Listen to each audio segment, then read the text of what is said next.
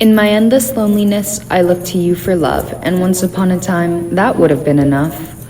I surrounded myself with technologies, drugs, and sex, and while I was all entranced, there was still a disconnect. For how can somebody consistently keep sane when ecstasy is being pumped directly to your brain? I don't need to eat if I consume digitally, but now I've become accustomed to isolation habitually. Most of my days were filled with masturbating and waiting to get high, or daydreaming as if I lived another life. I dreamt of the unknown and all of the possibilities that in reality were complicated and hindered by my personal affinities.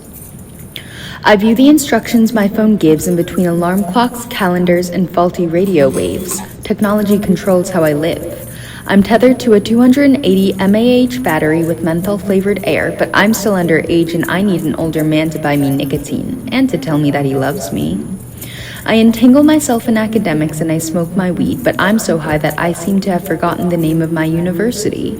And after class, I go to my place of employment where I've spent 2 years of Friday nights making pizza and trading drugs by the toilet. When the night ends, I spend an hour driving back to my apartment that's unlivable and unsanitary where 3 unemployed people reside, and outside my door there was just a shooting and someone died. I wish it were me.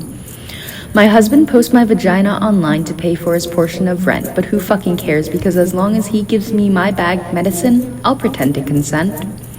I was desired as a baby and I'm still desired at 19, and I do all I can to still be wanted and considered sexy.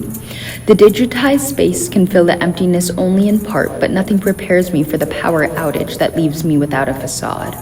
I call my roommate a lying bitch and we argue about the rent. She says that she doesn't have to pay me because I'm just a coke addict. I want to talk to my husband, but he's too busy throwing our cat against the wall and laughing. Who the fuck did I marry and how did these signs get past me? My day begins with smoke and I do nothing but half-livings with nonsensical meanings, and any hope left has been smothered, so I try to end it with an overdose. But it doesn't work, and in my brief moments of clarity, I remember that I'm only 19 and I mourn for all I've lost because this shouldn't have been my reality.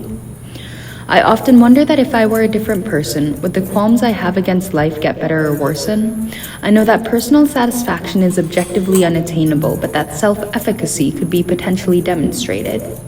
And yet, I still seem to be stuck in the same patterns and entrapments where survival is the only thing that seems to matter. My nihilism is stronger than my lace powder, and that type of carelessness leads to soul-destroying encounters. I filled my life with 3 things to battle the feelings of being lonely, to potentially find liberation and meaning. But instead, it's just pitiful attachments to technologies, drugs, and sex, with dehumanizing horrors in between. When will I ever be free?